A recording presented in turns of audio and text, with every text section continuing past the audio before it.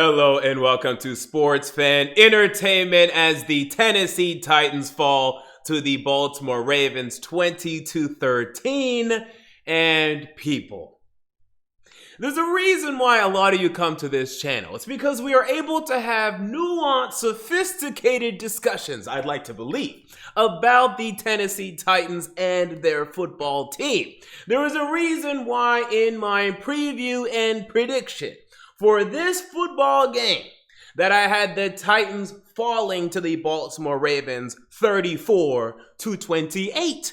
Because as a sophisticated Titans fan, as a rational Titans fan, I knew that today was the day that our football team was going to fall. Today was the day the season was going to end. This had been clear since the loss to the Cleveland Browns. To me, that was the final straw on the camel's back for this Tennessee Titans season, where I said, you know what, we're just not good enough. We'll still win the AFC South. We'll still make the playoffs, and we might win a playoff game depending on who we're facing. If we were facing the Dolphins today, I think we would have won today. But the Super Bowl aspirations were over. Then we got a little winning streak against bad teams. We beat the Colts, one of them, but then we beat the Jaguars and the Lions. We got a little excited. We picked us to beat the Packers, and we got embarrassed. And then the next week, with the AFC South on the line, we let the Houston Texans almost upset us. The season was always going to end today. I told you before the season, this team was going to go 11-5. They went 11-5. This was the prescribed destiny for the Tennessee Titans. But what I did not foresee, what I did not see happening, what I cannot believe as I sit here today, and why I'm actually going to rant today. I'm actually going to rant today. I'm surprised. I wasn't planning on ranting today. Is the way that we lost. We were failed today by some of the people that we trusted most. Mike Vrabel, Arthur Smith, and Ryan Tannehill. They lost us the game today. I was prepared mentally all week long to come here today and make a video talking about how the defense couldn't stop Lamar Jackson. And to a certain extent, they couldn't. But how the Ravens put up 30-plus points, and ultimately the defense was our downfall yet again. This is not the case. This was a game where the defense did enough. The defense got an interception. The special teams forced a missed field goal. At least got a missed field goal from Justin Tucker. I'm not sure if they really forced anything, but got a missed field goal from Justin Tucker. Gave our offense plenty of opportunities to go out there and make a damn play, and we couldn't. And you can also add to that list of failures Derrick Henry to a certain extent. Now, I'm not going to blame Derrick Henry. And we're going to go component by component here. I'm not going to blame Derrick Henry. But we're going to go into everything. We're going to get into it all. But I just can't believe this is the way that we lost. How incredibly frustrating. There was a playoff game that was being handed to us today on a silver platter. Lamar Jackson. What a fraud. I mean, this guy is an absolute fraud. I mean, the guy can't throw. And this guy was giving us the game on a silver platter, missing throws, giving us an interception, just begging for us to take this playoff win. Please, take it off of our hands. We don't want it, please. And we couldn't do it. Incredibly frustrating today. So we're going to get into my MJ takes of this game. But wow, how frustrating. And for our team to just go out with such a whimper, not even going out strong, just a whimper, a weak performance yet again for the national world to see. You people keep begging for everyone to watch our football team. Please give us more primetime games. We deserve more national attention. Well, look what happens every single damn time we're on national TV. We either get our ass kicked or we go out with a whimper like this. Or even if we win against like the Denver Broncos, it's boring. We're a boring football team, man. Let's just call it what it is. Sometimes we're able to have entertaining performances like against the Colts or against like the Cleveland, well, maybe not the Cleveland Browns, but maybe the second half against the Cleveland Browns or against the Minnesota Vikings or the Jaguars early in the season at noon. But whenever you put us on Sunday Night Football, on Monday Night Football, playoff game, it's going to be boring. Let's just be honest, people. That's our move. It's okay. We don't need to be on national television all the time. Everyone wants us on national television. I don't know why. We stink. Okay, we're not fun to watch on national television. That's just the way it is. I'm sorry. Okay, I apologize. It's just the way that it is. Okay. Maybe next year things will be different. But for now, this is the way our team is. So let's get into my MJ takes of the game. We're going to rant today. There's going to be some positive, but we're going to rant today. I'm not happy today. I'm really, really not happy today. So this is classic MJ. This is what we love to see. I know a lot of you guys are here for this.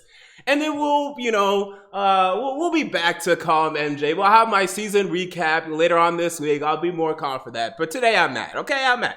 So MJ takes of the game. Well, again, I thought we were failed by Mike Vrabel and Arthur Smith today. Mike Vrabel last week, okay? I can't believe this guy. So last week against the Houston Texans for the AFC South, and we're already in the playoffs at this point, so maybe that's why he didn't care, but that doesn't make any sense to me. This guy decides to go for it on 4th and 10 with what I believe was our side of the football field, correct? He went for it on 4th and 10, and yet in this game, on 4th and 2, on the 40-yard line of the Baltimore Ravens, we decide to punt the ball. What the hell? Okay, and this ended up resulting in, I think at that time, the Ravens went down and scored the field goal, if I remember correctly. It was either the field goal or the missed field goal that they scored after that, but it should have been the field goal that actually went in. What the hell are you doing? It's 4th and 2. You're on the Baltimore 40. We have the ball. We're an offensive football team. The entire year, we've been an offensive football team. The entire year, whenever we've asked our defense to do something, they've mostly let us down. Whereas opposed to whenever we've asked our offense to do something, they've mostly come up to the occasion. What book are you reading that says that you should punt on that 4th and 2 in a playoff game on the Baltimore 40 in the 4th quarter? What the hell are you doing? This is an offensive football team. For the entire year, it's been an offensive football team. And then all of a sudden you decide, oh, wait a minute, I'm Jeff Fisher. Let's play Fisher ball. Let's punt the ball. Let's play a game of field positioning. This is not the game that we need to be playing. This is not our game. We played into the Baltimore hands today. Baltimore wanted us to be a running football team today. They wanted us to stick to the run. They wanted us to run inside the tackles, and that's what we did. We had no creativity. We had no sort of change of game plan. We had no innovation, no intuition to say, wait a minute, Baltimore really wants us to run inside the tackles and be a play-action football team. Let's try to run 10 personnel. Let's try to run 11 personnel. Let's get more wide receivers out there. Let's change it up. No, we stuck to our game plan. It was absurd. I can't believe the Fisher ball that I saw on my television screen today. This was Jeff Fisher ball. Was there even one deep pass attempt, really, from Ryan Tannehill today? We have Khalif Raymond. Look, I know he's not a nuanced route runner. I understand that. Get him on a go route. Let's try deep. I didn't see that, except for maybe a play action call. But again, they're looking forward to that. Where our offense was way too predictable today. Arthur Smith, who's getting every head coaching interview under the sun. I hope all of these teams are looking at the film today and saying, oh, wait a minute. Sometimes, and this doesn't happen every week, which is why it's frustrating. Sometimes he just sticks to this gun of, okay, we're just going to run it between the tackles. We're going to do play action, and that's it. And that's our move, and that's our identity. And we're not moving away from that.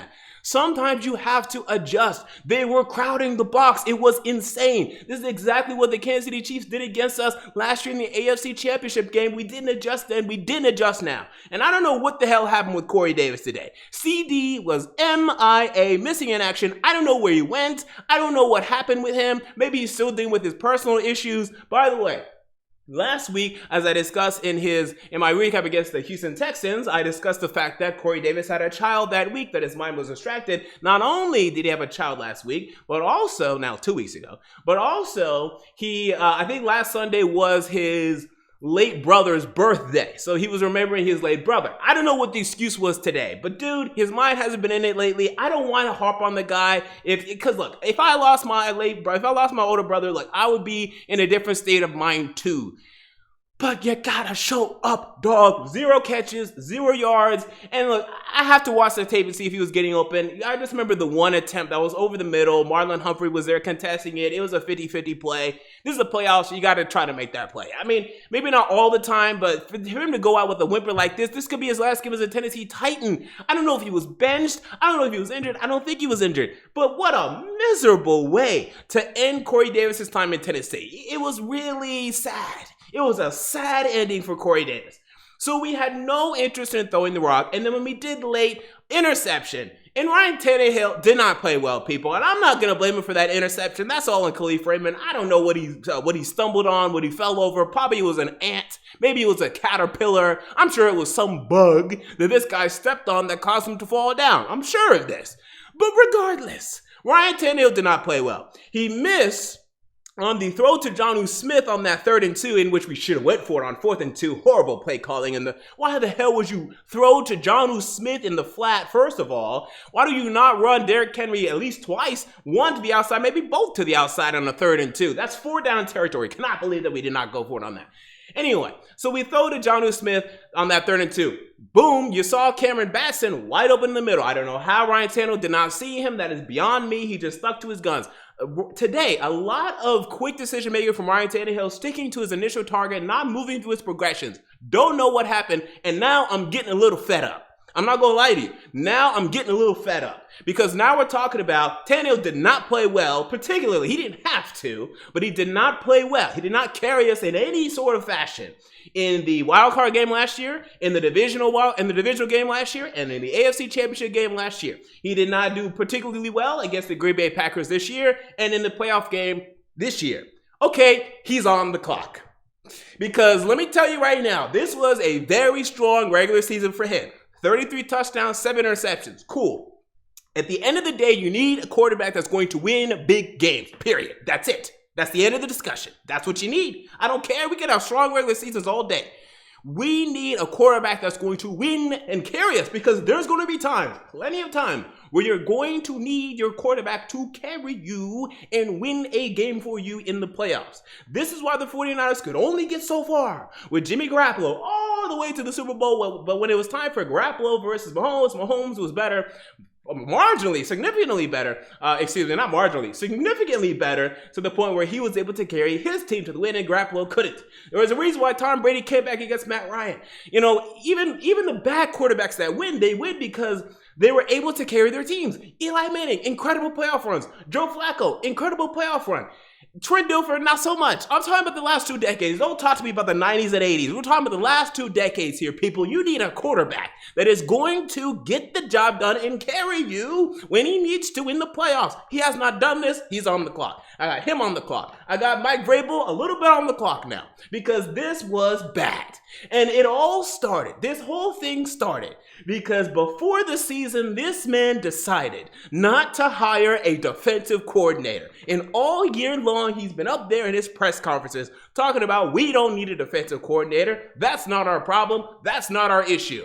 I don't know if we're 5 years old here, but we all know it's a problem and we all know it's an issue. We all recognize that. He does it for some reason. It's unbelievable to me. This needs to be remedied. You call Matt Patricia, you call Romeo Crennel, you call Dean Pease, you get on your knees and you ask him to pee on you. I don't care. The point is, we need a defensive coordinator next year.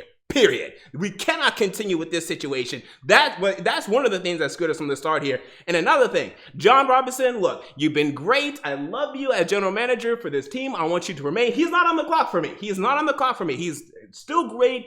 Not on the clock at all. This offseason was trash, dog. This was one of the worst offseasons we've had in franchise history. Nothing from our first, second, third, fourth, or fifth round picks. Nothing. We've got nothing out of any of our free agent pickups into David Clowney, Vic Beasley. Who else did we get? Really, that was it. Those are the main 2 that we got. Now, I love the re-signing of Dennis Kelly. I love the re-signing of Ryan Tannehill. I love the re-signing of Derrick Henry. Those were great. We've got nothing else, okay? Horrible offseason. A terrible. Nothing was added to this team. Everything was lost. We lost Jack Conklin. We lost Jarrell Casey. We lost Logan Ryan. So much taken away. Nothing added. Horrible offseason that has resulted in this, okay? So that's what started us. Mike Vrabel continued us. And this is why this team was screwed from the start. But back to the game. So I thought Tannehill struggled today, and if he can't win big games, and he has shown up in big spots. So he showed up last week against the Houston Texans, albeit against the Houston Texans. He showed up against the Indianapolis Colts. He showed up against, I'm not saying he never shows up, but I'm saying at the biggest moments, at the biggest stages, yeah, he's not really showing up. And this is gonna be kind of a problem because we have a conference in an NFL right now, but most specifically a conference that features Patrick Mahomes, Josh Allen, who I have to admit is playing very well, Deshaun Watson could be on the move in division, and Trevor Lawrence is about to move next door. So I'm not trying to have this problem moving forward. He needs to step up in big games, in playoff games in the near future. He's on the clock for me, people. I'm sorry. I'm not saying we need to trade him now. I'm not even saying we need to trade him next year. But if we go through next playoffs and this happens again, well, maybe we go on the trade block. Okay, maybe. That's all I'm going to say. That's all I'm going to say. And then when it comes to Arthur Smith, I'm sure he'll be gone anyway. And look, for the most part, he's a good offensive coordinator. Can we see what Pat O'Hara can do? Okay, I guess we'll see what Pat O'Hara can do, or whoever we decide to promote to offensive coordinator or hire from the outside. But today was a whimper. Today was a whimper from our offense. It was incredibly bad. It was shockingly bad. It was unbelievably bad. The run blocking didn't show up today. We couldn't run the ball worth a damn. People are going to blame Derrick Henry. I don't blame Derrick Henry today. There was nothing. They were crowding the box. This is an offense. Was Ryder Safford out there today? I don't know. But this is an offense that David Questenberry is out there. If Safford was in, he was injured. I don't think he was in, but, still, the run blocking was bad. They were cramming the box. What are we doing? Still trying to run the ball with these guys. And A.J. Brown, look, this is the one thing, okay? I will go a little positive now before I continue to rant, because I'm going to continue to rant. A.J. Brown's elite, man. A.J. Brown is elite, man. He is elite. He is good. Man, that guy can play. I am here for it. And that's why I wanted to wait to give him that E. But boy, has he earned that E and more. What a touchdown over Marlon Humphrey. A very good cornerback in this league right now. So that's what you want to see. You want to see your elite wide receiver beating some of the elite cornerbacks in this league. And I would call Marlon Humphrey actually elite. So that's very nice to see. So at least we have that. Absolute shining light out of this season. A.J. Brown is elite. We have an elite wide receiver in Tennessee. The problem is that might be the only wide receiver we have in Tennessee after this year, because Corey Davis could be out of here. Adam Humphries does he even deserve to be here? Even if he is, you're not going to get anything out of him anyway. What have we got out of Adam Humphries? And then Nick Westbrook-Ikhine, why is he out there? Come on, he's just out there running around. You might as well just throw me out there. Look, he's good on special teams. He's had the occasional catch. He had the touchdown. But, he just looks like he's just running around out there with no chance to really catch anything. That's really what it looks like. Anthony Firkser is our wide receiver. He's good. I like Anthony Firkser. But that's our wide receiver, essentially, for this team. Jonnu Smith. Look, here's the thing. People love Jonnu Smith. Look, he had a strong start to the season. He's not a top tight end at this point because he's not even reliable to even catch a pass. I think he caught maybe one pass today. He caught 2 passes for 9 yards. This guy is not a Delaney Walker, not even close yet. He still has maturing to do to get at that point, at least another year. Maybe next year he'll get to that point, maybe 2. But he's not there yet. He's not a reliable pass catcher yet. No, not a reliable route runner, not a guy that you can actually anticipate that defenses have to plan for, maybe a little bit, but he's not that, consistent pass catcher that we need at the tight end position right now. Now, luckily, Firkser does provide a lot of that, but, it's not enough. So that's the thing with Jonnu Smith right now. So a little frustrated with him. A.J. Brown's the only guy that I'm not frustrated with right now. And, defensively, I will say, we had the big play from Harold Landry and Jeff Simmons combining on a sack. You saw Harold Landry with 2 sacks today. Harold Landry had one of his best games of the season today. He led the team in tackles, had 2 quarterback hits and sacks. I was here for all of that when it came to Harold Landry. Kevin Byard stinks. Now, he had the early pass coverage, the pass defended, whatever. He is solely, maybe not solely, but he takes the majority of the blame on the Lamar Jackson 48-yard touchdown. You go back and you watch that play and you look at what Kevin Byard does, taking a horrible angle as your free safety, taking a horrible angle, just going downhill, missing, and then allowing Lamar Jackson to essentially run all the way for a touchdown. All on Kevin Byard. Go watch the play. I can't show it here. I'm not trying to get demonetized. Go watch the play. Look at what Kevin Byard is doing. What happened to the mayor of Murfreesboro? And apologies, I was ranting for too long. My battery life ran out for my camera. So here's the point, people. I was just really frustrated today because, again, our offense, our coaching, those are the components that let us down, and I believed in those components. And again, this fraud. Lamar Jackson, this guy's a fraud. And I have to sit back and I have to watch him and the Ravens for the rest of the playoffs. I mean, I think they're going to lose next week. But this fraud, I mean, I just can't believe that we lost to this guy this way again. I mean, I just can't believe it. Ugh. It's just, it was ugly. I didn't like it. And we need to see some improvements on this roster. We need to bolster this front seven. We need to add some dynamic aspects to this offense. For God's sake, can we get a receiving back? I don't know why Darrington Evans was not used today, and really lately at all. Can he play? Can he actually run the ball at all? Is that something that he can do? We need a receiving back now. Okay, we've needed one for years. We need to add a receiving back. We need to add a reliable, if Corey Davis is gone, another reliable wide receiver, because, whenever Corey Davis was out there, when you saw we had nothing, we literally have nothing. We need to I think if we make Ryan Tannehill's job a little bit easier, he'll be able to really show up in these playoff games and these big games more, because I think sometimes, asking him to run these play actions and only having really AJ Brown and Corey Davis out there and maybe a little Ferkser and a little bit John New is just not enough. But if you have a really reliable and a really dynamic receiving back, maybe things change there. So honestly, I would not be opposed. I mean, we definitely need to bolster the defense, but I would not be opposed to taking a running back as high as the second round. I mean, I know we just took Darrington Evans, but I don't know if he can play. I mean, if he can play, fine, but let's find that out now. I think we need a receiving back. I think we have a receiving back that can make players miss, that can make some big plays and make Ryan Tannehill's job. Like if we had, I mean, obviously we're not going to find this, but if we had like an Alvin Kamara, I mean, obviously I'm not saying someone that good, but someone like that, someone that could add a dynamic aspect to this offense, I think that'd be huge for Ryan Tannehill in this offense to make it more consistent. It's just frustrating. This is just, I mean, I can't believe we lost like this. I mean, I just can't. I was ready to lose today. You all knew I was ready to lose today. I had us losing this game. But not this way. For some of you guys that watch WWE, remember when Edge cashed in the Money in the Bank and then Michael Cole was on commentary and he's like, not this way, not this way, damn it. That's what I saw. That's what I was thinking when I was looking at the game today.